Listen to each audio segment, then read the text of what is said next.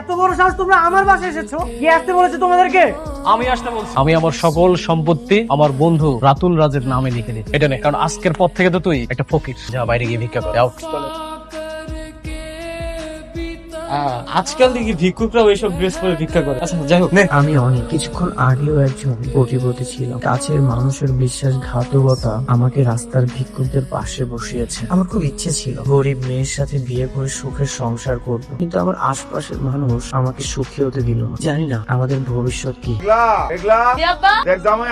কালকে এতবার করে পর আজকে আবার চলে আসে। নির্লজ্জ বেহায়া আম্মা, দেখছো কত বড় নির্লজ্জ? দেখছি, চুপ থাক। হ্যাঁ, আমি নির্লজ্জ। আমার চাচা চাচি আমার সাথে এত বেইমানি করার পরেও আমি তাদেরকে মাফ করে দিয়েছিলাম। পরিশেষে আমার চাচা চাচি আমার বন্ধু রাতুলের সাথে যুক্ত হয়ে আমার সকল সম্পত্তি নিয়ে নিয়েছে। এর বিপরীতে আমাকে ভিখারির হালাত ধরিয়েছে। উল্টা আমার বন্ধু রাতুলকে আমি অতিরিক্ত বিশ্বাস করেছি, আর এই অতিরিক্ত বিশ্বাসে আমার জীবনের কাল হয়ে দাঁড়িয়েছে।